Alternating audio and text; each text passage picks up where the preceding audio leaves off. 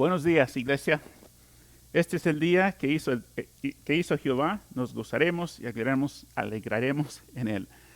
Oramos al Señor para iniciar este servicio. Señor, damos gracias, Señor, porque este día es el día que tú has hecho. Y con tu creación de este día, Señor, has provisto todo lo que tu iglesia necesita.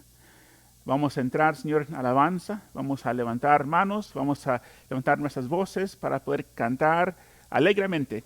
Sé que hay personas que están pasando por momentos difíciles, pero nuestro gozo como hijos de Dios no depende si estamos contentos o no estamos contentos. Podemos tener el gozo porque nuestro Dios está en su trono, porque nuestro Dios está proveyendo salvación, que nuestro Dios su presencia está aquí con nosotros. Pedimos, Señor, que tú habites, Señor, nuestras alabanzas, que nuestras alabanzas pueden llegar, Señor, a tu trono y que sientes agrado, oh Dios, con tu pueblo. Y si entrar en tu presencia, uno puede estar con tristeza, pero cuando realmente entramos en tu presencia, tú cambias, Señor, nuestra tristeza en gozo. Entonces, esa es mi petición y oración, que personas que están lidiando con problemas, con tristeza, con desafíos, que podemos, Señor, entrar en tu presencia y reconocer que comparando nuestro problema con la grandeza de nuestro Dios, que nuestro problema desaparece en tamaño, en importancia, Señor, porque estamos poniendo a ti en tu trono, en nuestros corazones.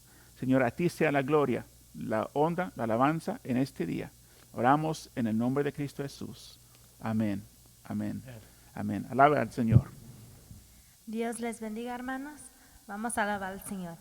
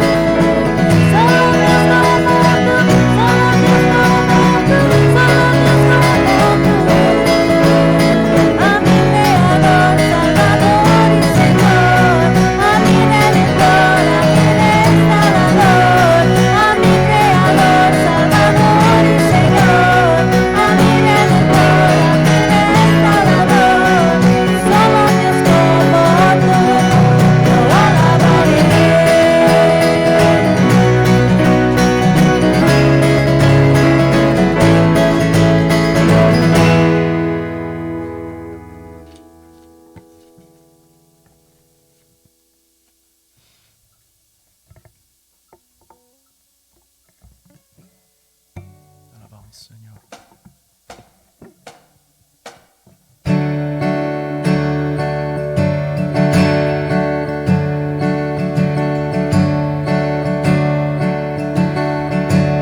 Eres, Señor, mi fortaleza, como ninguna.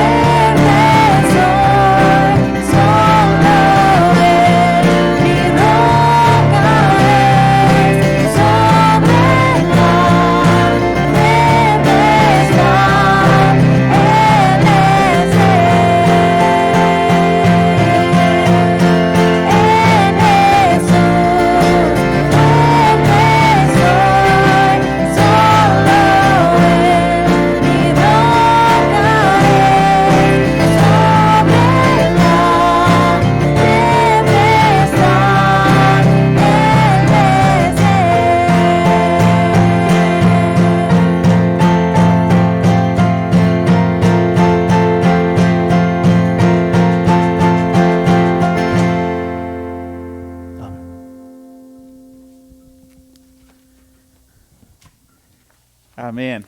Amén. En esa canción decía que algún día Jesucristo regresará. Esa es nuestra esperanza. Oramos. Señor, te damos gracias, Señor, que podemos pararnos y estar firmes, Señor, sobre tu palabra. Porque tu palabra es verdad. Porque el cielo y la tierra pasarán, pero tus palabras nunca pasarán. Gracias, Señor, que tenemos tu palabra como un ancla para nuestras vidas, que podemos estar estables y firmes y podemos saber, Señor, en qué creemos, porque tú nos has dado tu palabra. Esa palabra inspirada por el Espíritu Santo es para nuestras vidas, para darnos dirección, para guiarnos, para darnos consuelo y para darnos esperanza. Te damos gracias, Señor, por tu palabra. En el nombre de Cristo Jesús. Amén. Amén.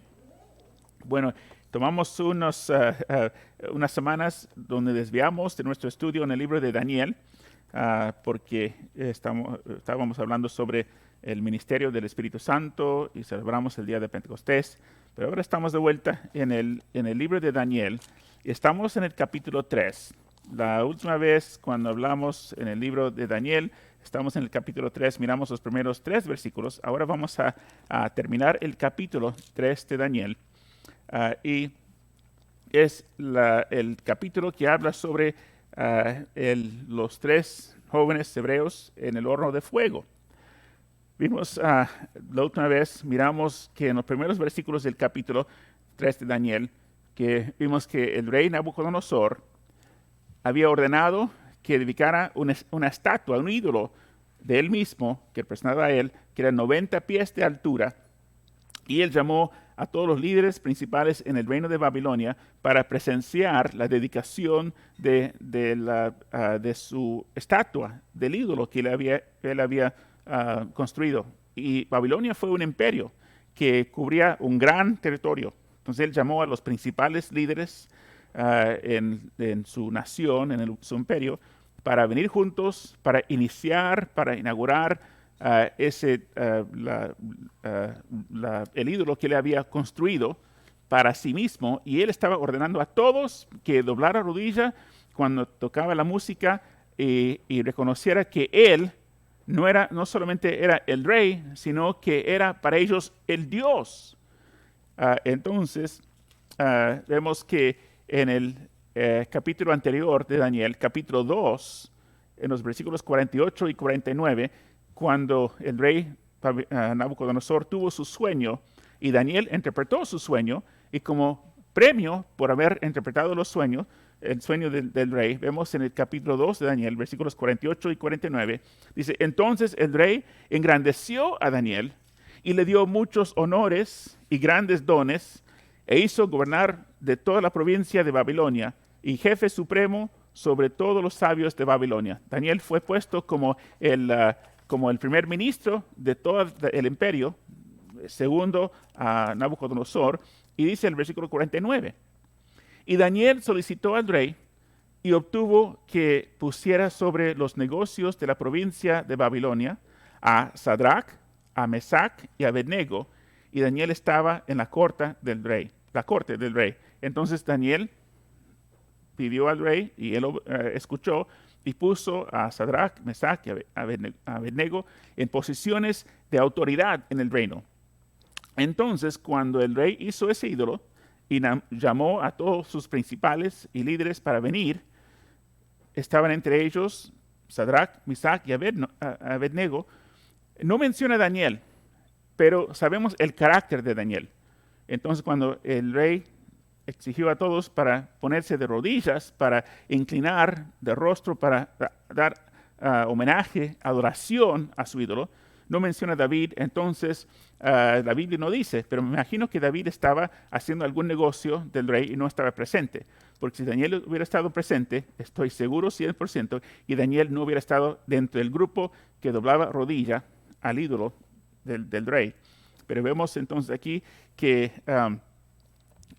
miramos el resto del capítulo 3 de Daniel. Leemos en los versículos 4 al 6, 4, 5 y 6. Dice: y él, el rey,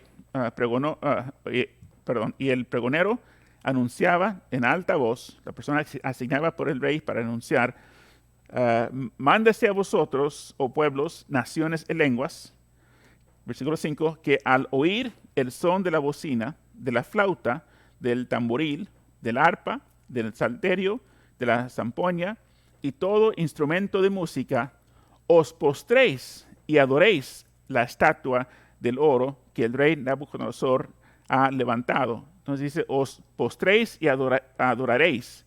No es solamente reconocer, no es como dar un saludo para reconocer autoridad, sino era para postrar y adorar, reconocer que esta imagen estoy dándome lealtad, estoy adorando a esa imagen. Versículo 6, y cualquiera que no se postrare y adore, inmediatamente será echado dentro de un horno de fuego ardiendo. Entonces, esa fue la propuesta. Todos van a venir para inclinarse y adorar, y si alguien no quiere hacerlo, entonces la sentencia es la muerte. Entonces, cada líder a través de toda la provincia hicieron y obedecieron eso, menos los 3 jóvenes. Ahora, habíamos dicho en los capítulos anteriores, 1 y 2, cuando hablamos en el libro de Daniel, mencioné que los historios piensan, y según también los escritos de los hebreos en ese tiempo, no en la Biblia, pero en textos extra bíblicos, que había como entre 75 a 100 jóvenes que el rey de Babilonia había tomado, los mejores como los príncipes, los líderes de Israel, y los formó en ese proceso de 3 años en preparación para poder aprender el idioma de los de Babilonia, los costumbres, cómo escribir y leer, y pasar por la universidad de ellos para poder servir en diferentes capacidades en el reino. Había más de Daniel y sus 3 compañeros, pero ¿dónde estaban los demás? De esos 75 a 100, la mayoría aún de los que eran hebreos inclinaron y dieron homenaje a ese ídolo, reconociendo a Nabucodonosor como el rey, como el Dios, mejor dicho. ¿Y qué dice la Biblia? La Biblia dice en el Nuevo Testamento, en el libro de Romanos 15:4. Romanos 15:4 dice, porque las cosas que escribieron antes para nuestra enseñanza se escribieron, a fin de que por la paciencia y la consolación de las Escrituras tengamos esperanza. Entonces la Biblia dice que las cosas que fueron escritas en el Antiguo Testamento y en el Nuevo Testamento fueron escritos para nuestra enseñanza, fueron escritos para que podamos aprender y tener paciencia y para que podamos aprender y tener madurez por esas cosas. Entonces, la historia de esos 3 jóvenes hebreos está en la Biblia no solamente para relatar qué es lo que aconteció en ese tiempo, sino está escrito, Dios lo permitió estar en la Biblia para hablar a nuestras vidas. ¿Qué es lo que Dios quiere hablar a nuestras vidas a través de esa historia? También vemos en 2 de Timoteo, capítulo 3, versículos 16 y 17, 2 de Timoteo 3, 16 y 17, dice, toda la escritura es inspirada por Dios y útil para enseñar, para redarguir, para corregir y para instruir en justicia. 17, a fin de que el hombre de Dios sea perfecto. Cuando habla perfecto no es perfección, sino esa palabra significa madurez espiritual. Al fin de que el hombre de Dios sea maduro espiritualmente, enteramente preparado para toda buena obra. Eso quiere decir que tener madurez espiritual es saber cómo responder en una situación en particular. Es como tomar el consejo de Dios y tomar los principios, porque la palabra de Dios no nos da cada situación que podemos enfrentar y decir, tienes que hacer esto en esta situación, tienes que hacer el otro en esta situación. No, da principios. Y la Biblia, la inspiración de la palabra de Dios por el Espíritu Santo, contiene principios y tenemos que aprender a aplicar esos principios en cualquier circunstancia en que estamos para hacer la voluntad de Dios y para agradar a Dios. Entonces, eso es lo que estamos mirando aquí con la historia de Sadrach, Mesach y Abednego en cuanto a aprender qué hicieron ellos y qué es lo que nosotros podemos aprender de ellos para poder guiar y gobernar nuestras vidas. En el capítulo 3, Daniel, hablamos acerca de las decisiones que tú y yo tomamos. Y ahí quiero que vean aquí en la pantalla, dice, nuestras decisiones, nuestras actitudes y nuestras acciones están determinados por dos cosas. Entonces, cada vez que tomamos una decisión, cada vez que actuamos y tomamos acción de algo, estamos siendo guiados por uno de dos cosas. Uno sería la presión externa y la otra sería las convicciones internas. Y entonces, en ese contexto de la historia del capítulo 3 de Daniel, cuando el rey puso ese ídolo delante de todo el pueblo y decía a todos, tienen que hacer tal cosa, la mayoría fueron conmovidos por la presión externa, mirando, los demás están haciendo, entonces yo lo voy a hacer también. Pero los 3 jóvenes hebreos, ellos fueron guiados por las convicciones internas.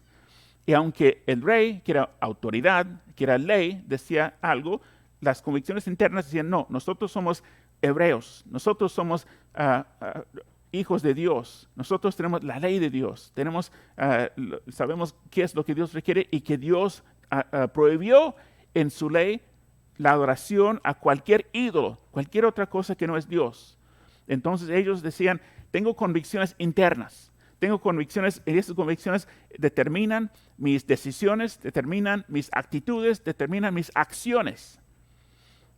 Y hoy día, tú y yo también tenemos que tomar decisiones y tenemos que decidir que vamos a ir con el corriente, lo que hacen todos los demás, o lo que exigen los que están en autoridad sobre nosotros, o tenemos convicciones internas.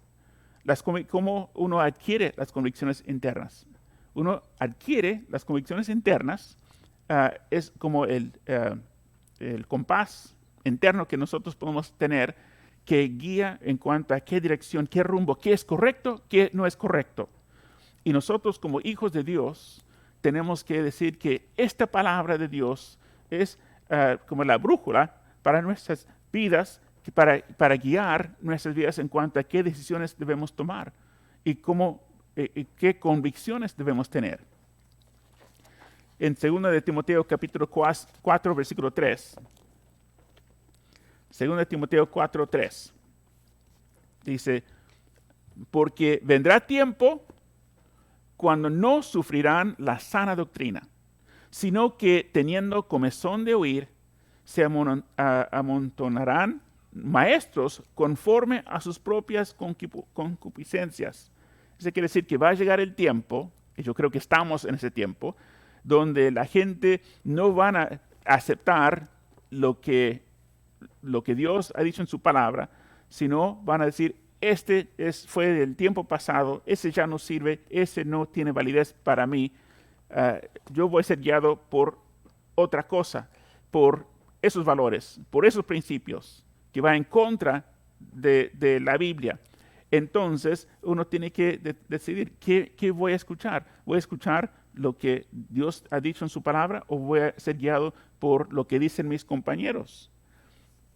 Pero la Biblia nos enseña que habla sobre los últimos tiempos y como yo repito, quizás cada semana, que yo creo que estamos en los últimos tiempos, porque vendrá tiempo, yo diría que estamos en el tiempo, cuando la gente no aguantarán la sana doctrina. Y muchos quieren cambiar lo que Dios ha dicho y quiere cambiar y diciendo que es un libro antiguo, que el libro con principios del pasado que ya no tienen validez para el día de hoy. Pero la Biblia dice que pasarán el cielo y la tierra, pero mis palabras nunca pasarán. Mis convicciones personales es que esta palabra de Dios es viva, eficaz para el día de hoy, para mañana y por la eternidad. Entonces, hay otra imagen aquí. Mira, en cuanto a nuestras decisiones. Cuando tomamos decisiones, ¿ponemos Dios en primer lugar? Si decimos que somos hijos de Dios, que decimos que somos cristianos, y si decimos que seguimos a Cristo, entonces nuestra lealtad es para Cristo, nuestra lealtad es para con Dios. Entonces uno reconoce que Dios no es siervo de nosotros para mandar a Jesús y mandar a Dios lo que Él tiene que hacer. Nosotros somos los siervos. Dios nos manda a nosotros lo que debemos hacer. Entonces, cuando tomo mis decisiones, ¿estoy poniendo a Dios en primer lugar en mis decisiones? ¿O estoy poniendo a mí mismo en primer lugar para tomar decisiones? ¿Consideramos primeramente lo que dice la palabra de Dios? ¿O ponemos primeramente lo que dicen los demás? ¿O decidimos para tomar acción y para formar opiniones basadas en las presiones externas? Permitimos lo que dicen la gente que rodea a nosotros formar los principios que nosotros vamos a tener y cómo vamos a responder nosotros basado en la opinión de nuestros compañeros o personas que están hablando a nuestra vida, o corremos para ver qué es lo que dice la palabra de Dios. Uno de mis hijos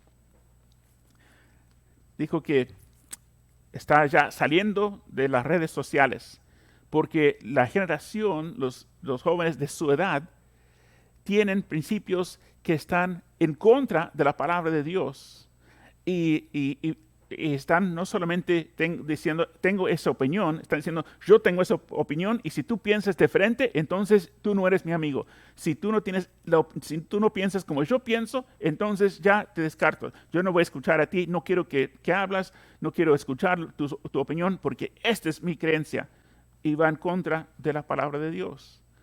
Entonces, hay mucha presión de los que no están siguiendo a Cristo. Y también cuando dice que no sufrirán la sana doctrina, personas que están diciendo que son cristianos, pero tienen valores y tienen principios y sus acciones van en contra de lo que habla la palabra de Dios. Cuando yo estuve mirando la televisión con la pastora, con mi esposa, unas semanas atrás, cuando había los saqueos y las manifestaciones, y otra vez hay una gran diferencia entre los que están haciendo manifestación y los que están haciendo daño, los que están encendiendo cosas, los que están rompiendo, los que están robando, los que están atacando a los policías. Son dos grupos y uno tiene el valor para justicia y manifestar y aún personas que pueden marchar y manifestar, aún si yo no estoy de acuerdo con lo que están haciendo, ellos tienen el derecho. En ese país tenemos el derecho para expresar nuestra opinión, pero vemos que eso está cambiando. Hay un lado que quieren expresar sus opiniones, pero no quieren escuchar opiniones si van en contra o diferente de sus propias opiniones. Y cuando, volviendo al libro de Daniel, cuando el rey dio el orden para iniciar la música, y el rey dijo, cuando toca la música, empieza la música, todos tienen que inclinarse para adorar la imagen. Daniel capítulo 3, versículo 6. Daniel 3, 6. Y cualquiera que no se postre y adore, inmediatamente será echado dentro de un horno de fuego ardiendo. Bajando al versículo 8. Daniel 3, 8. Por esto, en aquel tiempo, algunos varones caldeos vinieron y acusaron maliciosamente a los judíos. Había unos de Babilonia que acusaron a los 3 jóvenes hebreos porque cuando tocó la música y todos se inclinaron, ellos se quedaron parados, no inclinaron. Bajando al versículo 12, Daniel 3, 12. Fueron al rey, decían, hay unos varones judíos, los cuales pusiste sobre los negocios de la provincia de Babilonia, Sadrach, Mesach y Abednego. Estos varones, oh rey, no te han respetado, no adoran tus dioses, ni adoran la estatua de oro que has levantado. Entonces, como mencioné antes, no eran los únicos hebreos, pero eran los únicos hebreos que no doblaron rodilla a la estatua, a la imagen de Nabucodonosor. Creo que perdí mi pensamiento de lo que iba a decir. Cuando estaba mirando con la pastora en la televisión, estaban filmando el saqueo, que estaban entrando en tiendas y estaban robando, estaban haciendo cosas, dañando cosas. Entonces vino a mi mente, ¿cuántas de esas personas que estaban haciendo esas cosas? Me imagino que entre ellos había personas que se consideraban hijos de Dios, que consideraban a ellos como cristianos.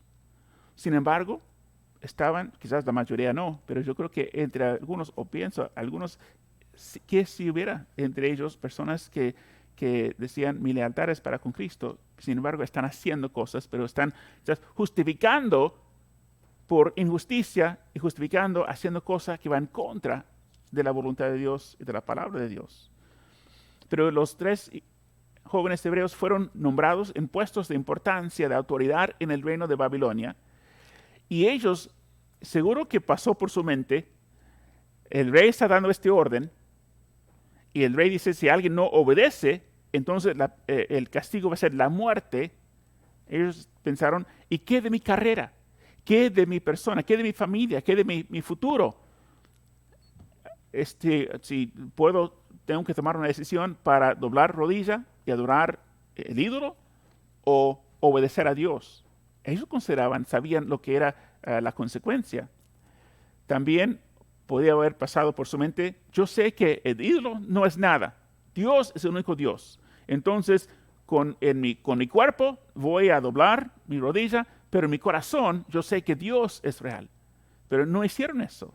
Dijeron, no, aún en la sumisión de mi cuerpo no voy a inclinar hacia el ídolo, voy a reconocer y parar para Dios.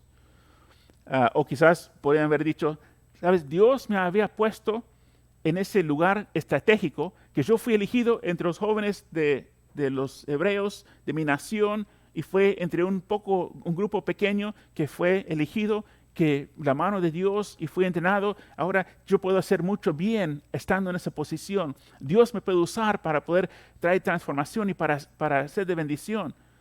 Pero eso hubiera sido justificar una acción en contra de la voluntad de Dios. O quizás los 3 jóvenes hebreos que conocían otros jóvenes hebreos mirando que estaban doblando, y pueden haber pasado por su mente, los demás lo están haciendo, entonces ¿por qué yo voy a ser diferente? ¿Por qué debo hacer yo diferente si los demás están haciéndolo? Pero eso es decisiones que tú y yo tenemos que tomar para ver si estoy recibiendo presión de afuera, o si tengo convicciones internas. Y las convicciones internas proviene de la palabra de Dios. Pero sin embargo, Sadrach, Mesach y Abednego decidieron no postrar ante el ídolo del rey Nabucodonosor. Vemos en Daniel capítulo 3, versículos 13 al 15. Entonces Nabucodonosor, versículo 13, dijo con ira y con enojo que trajesen a Sadrach, Mesach y Abednego. Al instante fueron traídos esos varones delante del rey. Versículo 14. Habló Nabucodonosor y les dijo, ¿es verdad, Sadrach, Mesach y Abednego, que vosotros no honráis a mi Dios, ni adoráis la estatua de oro que he levantado? Versículo 15. Ahora pues, ¿estáis dispuestos para que al oír el son de la bocina, de la flauta, del tamboril, del arpa, del salterio, de la zampoña y de todo instrumento de música, os postréis y adoréis la estatua que he hecho? Porque si no la adorareis, de la misma hora seréis echados en medio del horno de fuego ardiendo. ¿Y qué Dios será aquel que os libre de mis manos? Bajando al versículo 16, Daniel 3, 16 al 18. Sadrach, Mesach y Abednego respondieron al rey Nabucodonosor diciendo, no es necesario que te respondamos sobre este asunto. Es decir, que no tenemos respuesta, no tenemos explicación, no tenemos una defensa. 17. Y aquí nuestro Dios, a quien servimos, puede librarnos del horno de fuego ardiendo, y de tu mano, oh rey, nos librará. Y 18, y si no, sepas, oh rey, que no serviremos a tus dioses, ni tampoco adoraremos la estatua que has levantado. Qué tremendo, ¿no? Qué convicción. Esa respuesta no vino de unos personas que estaban débiles en su fe. Esas eran de personas que tenían convicciones. Esas personas que ya sabían lo que creían y estaban dispuestos aún para morir por sus convicciones. Entonces digo, Dios, nuestro Dios, tú preguntaste, rey, ¿quién te librará de mi mano? Y ellos respondieron, nuestro Dios es capaz, nuestro Dios es poderoso para hacerlo. Pero aún sepas, oh rey, si Él no nos salva, igual, en todas formas, no serviremos a tus dioses. Jesús dijo en Mateo 10:32, Mateo 10:32, digo, a cualquiera pues que me confiese delante de los hombres, yo también le confesaré delante de mi Padre que está en los cielos. ¿Se imagina esos tres jóvenes cuando van a estar en la presencia de Dios?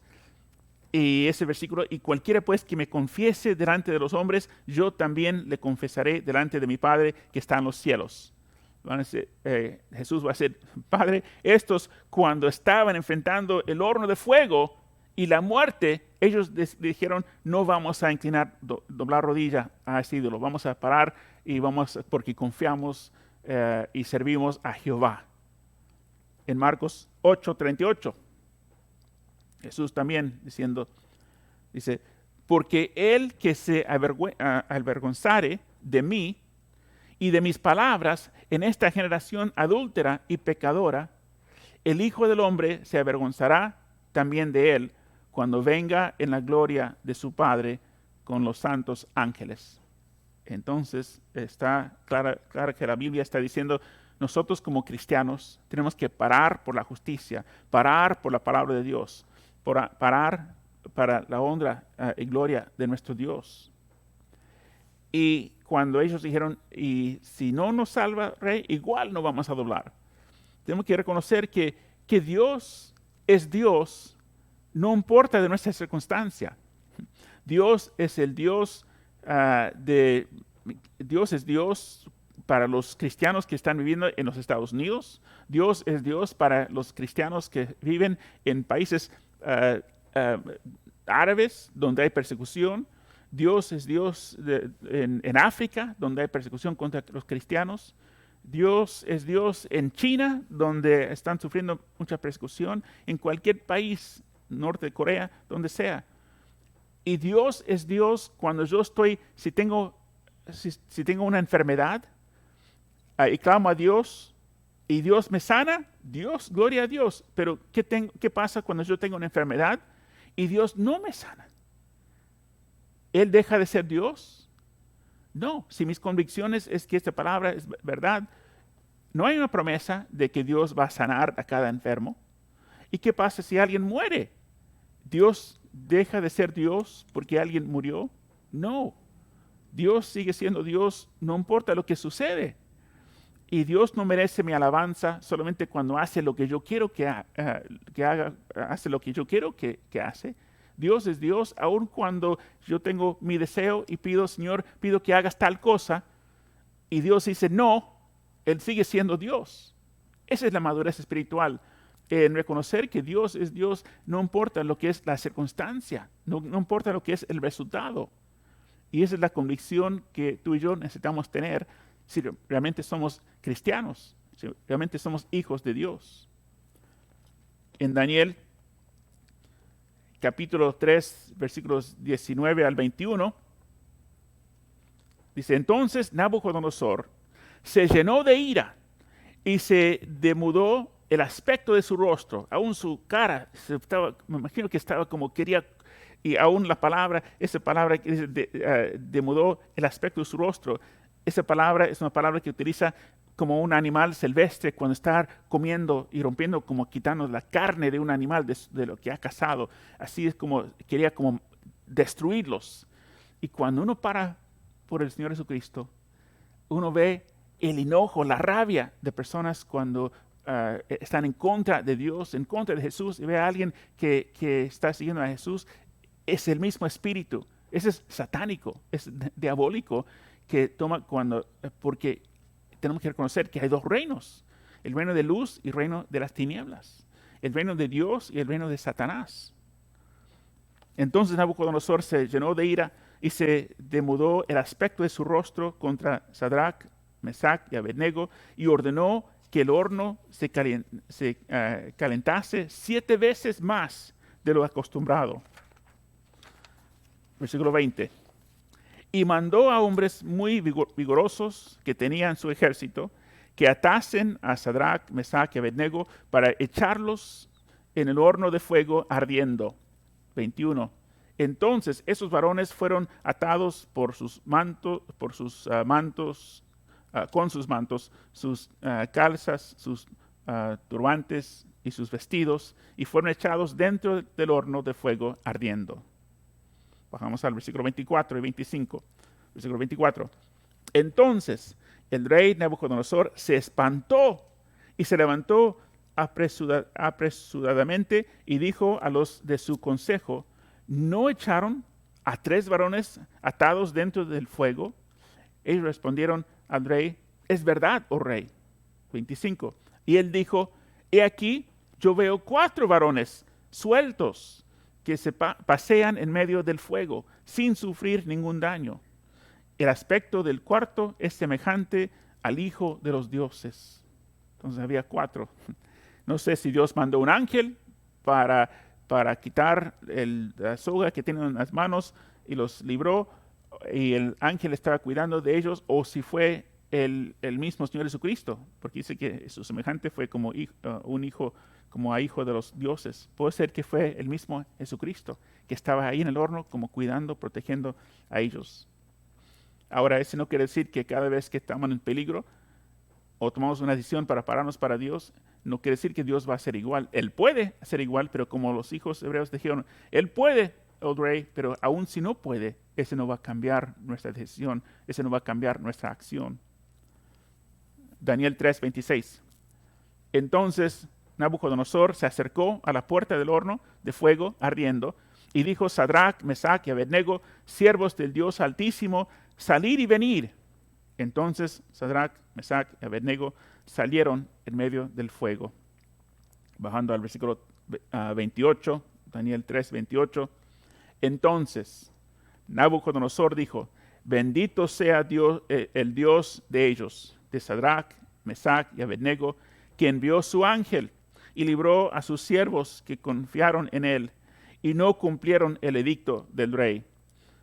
Entregaron sus cuerpos antes que servir y adorar a otro Dios que es su Dios. Y Nabucodonosor reconoció que Dios, Jehová, era más poderoso de él mismo o de cualquier Dios que había en Babilonia. Y esa es una enseñanza para nosotros en cuanto que Dios es capaz para salvar. Pero yo creo que la historia no es tanto que Dios los salvó, sino fue en cuanto a su decisión de obedecer a Dios, no importar las consecuencias. Cuando miramos al final de la palabra de Dios, el libro de Apocalipsis, leemos en el capítulo 13, versículos 12 al 17, que describe el anticristo.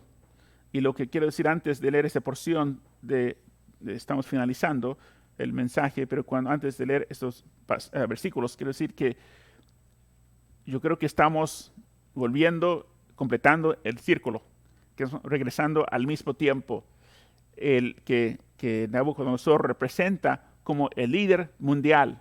Y la Biblia habla sobre que va a llegar otro líder mundial, que es el anticristo. Y Apocalipsis 13 describe cómo va a ser en el tiempo del anticristo. Apocalipsis 13, versículos 12 al 17. Dice: y ejerce toda la autoridad de la primera bestia en presencia de ella, y hace que la tierra y los moradores de ella adoren a la primera bestia cuya herida mortal fue sanada. Entonces va a haber que van a exigir la adoración. Como Nabucodonosor dijo, van a adorar ese ídolo, también el anticristo va a exigir la adoración de su imagen. Versículo 13, también hace grandes señales, de tal manera que aún hace descender fuego del cielo a la tierra delante de los hombres. Versículo 14, y engaña. Entonces no sé si va a ser algo de computadora o algo de tecnología para engañar, pero dice que va a haber un engaño, 14, y engaña a los moradores de la tierra con sus señales que se le ha permitido hacer en presencia de la bestia, mandando a los moradores de la tierra que le hagan imagen a la bestia que tiene la herida de espada y vivió. Versículo 15. Y se le permitió infundir aliento a la imagen de la bestia, para que la imagen hablase e hiciese matar a los que no le adorase. Entonces, si alguien no adora, la sentencia va a ser la muerte, igual como en el tiempo de Nabucodonosor. 16.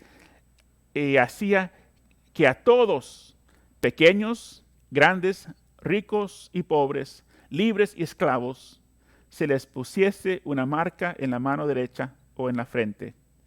17. Y que ninguno pudiese comprar ni vender sin que tuviese la marca o el nombre de la bestia o el número de su nombre.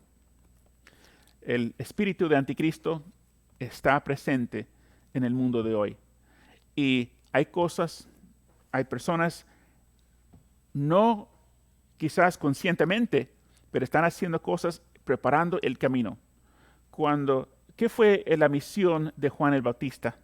Juan el Bautista vino para preparar el camino para el Mesías, para Jesucristo. Y él fue el pregonero. Él vino antes para anunciar. Ahora hay pregoneros que están viniendo. Satanás siempre hace copia de lo verdadero, de lo que es verdad de Dios. Satanás hace una copia para poder engañar.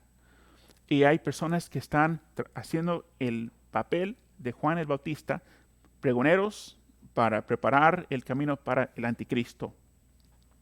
Y hay cosas que están haciendo. Primera imagen, Mike, ahí ahí está, creo que está en Seattle, en Washington, donde personas están diciendo, no queremos autoridad aquí, no queremos a policía. Esa persona está con un palo para golpear al policía. Y esas personas están tratando de tomar las manifestaciones pacíficos que están haciendo la gente para luchar en cuanto a la justicia, pero esos grupos radicales quieren tomar ese grupo y están convenciendo a algunos para unirse con ellos, pero ellos tienen su grupo que tiene el plan y propósito de destruir esta nación y quitar la autoridad y quitar la democracia y formar una nación socialista, comunista. El segundo imagen tiene, ahí dice Chaz. Chaz, no sé si han escuchado eso, pero hay grupos con Antifa que han tomado posesión o autoridad sobre 6 cuadras. Ahora voy a mostrar en una imagen, pero todavía no. Hay de 6 cuadras en la ciudad de Seattle, Washington, el estado de Washington, ciudad de Seattle, que han tomado 6 cuadras y lo han tomado como su propio país. Están diciendo que es la nación de Chaz, que no pertenece a los Estados Unidos. Y han echado fuera a los policías. Los policías no entran ahí. Ellos han tomado control de esa ciudad. Y Chaz significa, en inglés, es Capitol Hill Autonomous Zone, la zona autónoma del Capitol Hill. Y las iniciales son Chaz. Y han nombrado su país, Chaz. Ahí después muestra las 6 cuadras que han tomado como la nación de Chaz. Han cambiado los carteles en los edificios, diciendo que ese es nuestro, es del pueblo, de ellos. Y echaron los policías, porque dicen que hay injusticia de los policías. Y la próxima imagen que muestra ahí, ellos quieren echar fuera a los policías, pero mira lo que ellos han puesto. llevan pues sus propios policías, aunque no tienen uniforme, pero hay personas que están diciendo van a hacer esto y si no obedecen, enfrentan el castigo. Entonces, ¿qué cambiaron? Cambiaron un policía por otro que no tiene ley, que no tiene autoridad, pero la gente están contando por el temor. Están llegando a tal punto que hacen cosas ridículas. La próxima imagen. Hay un dibujo para niños que se llama Paw Patrol. Y nunca he visto ese dibujo para niños, pero creo que el jefe de los animales es el perro ahí que se llama Chase. Es policía, pero utiliza uniforme de policía y él rescata gatos, quizás están en el árbol o están en peligro, y es bueno. Y él salva y termina siempre resolviendo el problema o rescatando los que estaban en peligro. Pero por razón de que tiene el uniforme de policías, hay personas que quieren quitar ese programa de la televisión porque tiene policía. Han declarado que han quitado, todavía no han quitado eso, pero hay personas que de verdad quieren quitar ese dibujo animado porque da una buena imagen a los policías. El programa Cops, que muestra situaciones actuales que han pasado con policías, ese ya quitaron. Y otros programas que tienen policía. La compañía de Lego, que hacen los juguetes, están ya quitando de las tiendas cualquier juego que tiene imágenes de policías o bomberos, porque hay voces que están diciendo en contra de los policías. Y para mí, esas personas que están obedeciendo esas cosas están doblando rodilla al ídolo de los que están en contra de las cosas de Dios. Vemos también que el próximo imagen, que dice ahí que ¿qué es el racismo? Prestigioso diccionario cambiará su definición tras la muerte de George Floyd. Entonces, después de la muerte de George Floyd, una mujer graduada de la universidad, mandó a Webster, que es el diccionario de renombre, y cambiaron el nombre o la definición de la palabra racismo, porque racismo decía que uno piensa que todos son iguales por ser de esa raza. Pero ella convenció con un email. Mandó un email, dice, yo creo que cambian la definición, y cambiaron la definición de la palabra racismo. Y ella lo van a cambiar y van a decir ahora que el racismo es el prejuicio combinado con el poder social e institucional. Es un sistema de ventajas basadas en el color de piel. Entonces, con eso está diciendo que una persona de color no puede ser racista porque no tiene poder social, porque no tiene poder institucional. Solamente uno puede ser racista si tiene poder social o tiene poder institucional. Entonces, en cambiar esa definición, está diciendo que uno que es minoría no puede ser racista porque no concuerda con la definición. Pero la definición fue cambiada de la nada, del aire.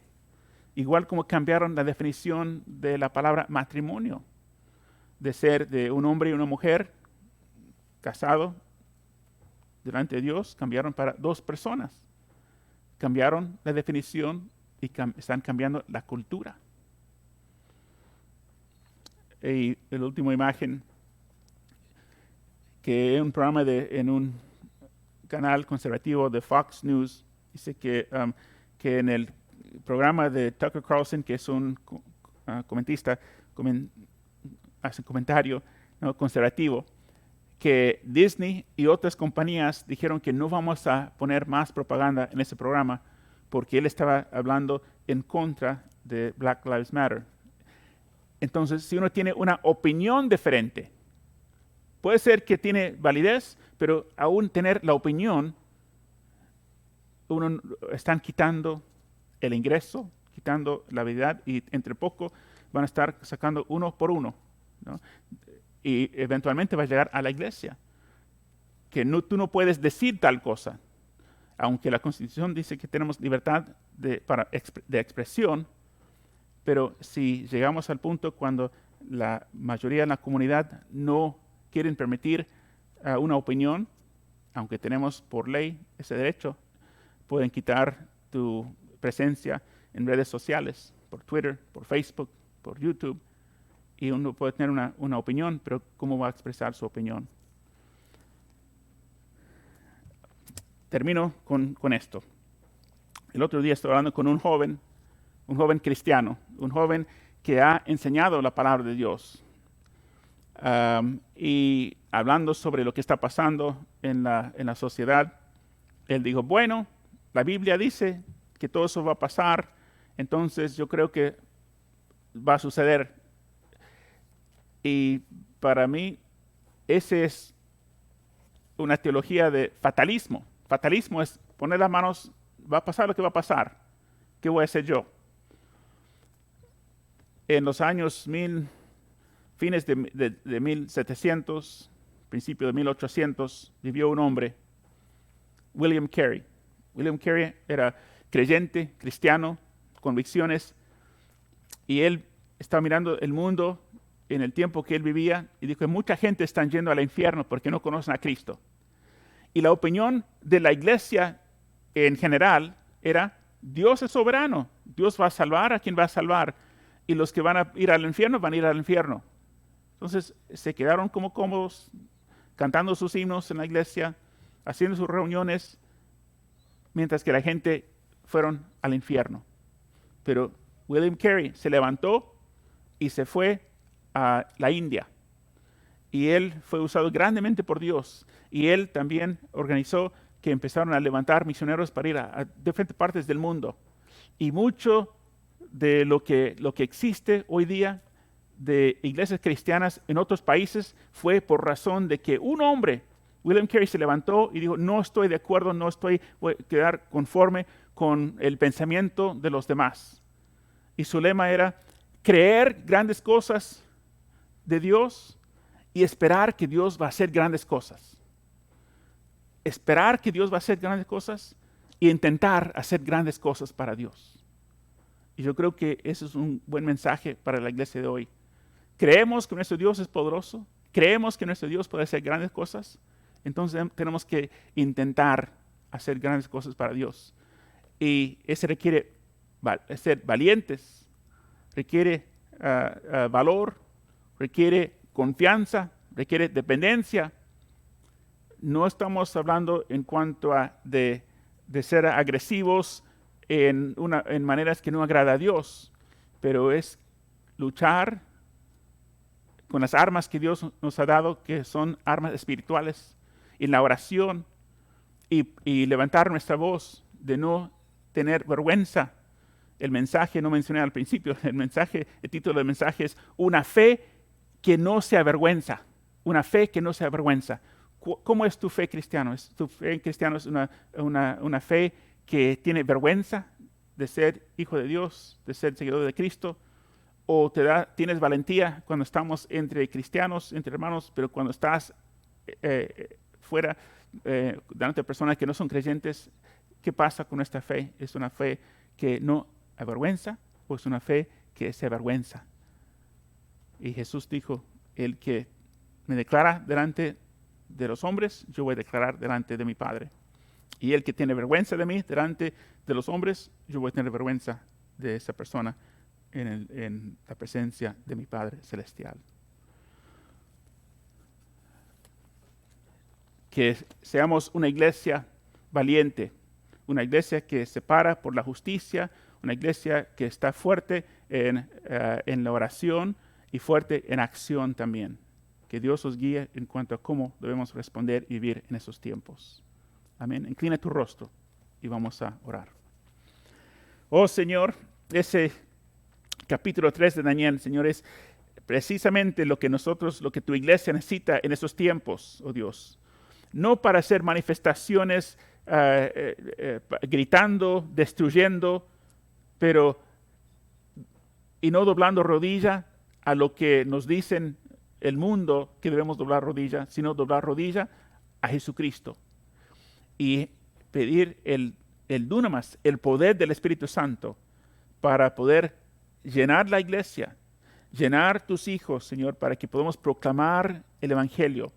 Porque como el tiempo de William Carey, él vio el mundo que estaba yendo, mucha gente que estaba yendo en la perdición y la eternidad sin Cristo. Hoy día hay mucha gente que están sin Cristo y están en rumbo a destrucción y la separación de Dios por la eternidad. Señor, tú nos has dado el privilegio para vivir y servir en esa generación. Ayúdanos, Señor, para ser fieles. Guíanos. Cada iglesia es diferente, pero guíanos, Señor, como individuos, como iglesia. Guía, Señor, nuevos comienzos, como podemos ser una iglesia de impacto. Una iglesia que puede hacer la diferencia. Una iglesia que está ganando almas para Cristo Jesús. Una iglesia que no solamente con palabras, pero con hechos estamos demostrando nuestra devoción, nuestra fidelidad, nuestra fe en nuestro Señor Jesucristo. Y Señor, si estamos dispuestos de intentar grandes cosas para ti, tú vas a mostrarte a ti, Señor, como el Dios grande, el Dios poderoso. Señor, pedimos tu dirección, pedimos tu protección y pedimos, Señor, que nos des el valor para poder pararnos, Señor, por la justicia, pararnos, Señor, en medio de una generación perversa, una generación que no conoce a Cristo, pero ayúdanos, Señor, para pararnos. Como esos 3 jóvenes hebreos se pararon y se manifestaron como jóvenes que tenían valor, tenían fe, tenían su compromiso y su lealtad a su Dios, y nosotros también a nuestro Dios, al Señor Jesucristo, el Dios que es sobre todos los dioses. Señor, sabemos que tú vas a ganar la victoria al final de todo, y nosotros estamos en el equipo ganador. A veces no parece, pero sabemos, Señor, que al final ganaremos la victoria. Y como Pablo dijo que la muerte no es la derrota, la muerte es pasar de esta vida a nuestro premio eterno. Señor, que tú llenes tu iglesia, Señor, con tu presencia y con tu poder. Queremos agradarte, queremos obedecerte. Denos, Señor, ese valor y valentía para vivir y ser fiel en esta generación, igual como Noé fue fiel en su generación. Señor, te damos gracias y adoramos tu nombre. En el nombre de Cristo Jesús oramos. Amén. Amén. Amén. Que Dios les bendiga. Mike, si pudieras poner en la pantalla dónde se puede comunicar con nosotros. Si tienes alguna pregunta, si necesitas oración, envíanos un correo electrónico. Ahí está la dirección en la pantalla. Te doy un segundo para anotarlo si estás buscando un lápiz para escribir. Y también quiero decir que para la iglesia, si quiere enviar sus diezmos, ofrendas, se puede dejarlos en el buzón de la iglesia, en el santuario, ahí del santuario grande, o puedes enviar por correo también el P.O. Box. Ya está en la pantalla la dirección para enviar sus ofrendas, sus diezmos.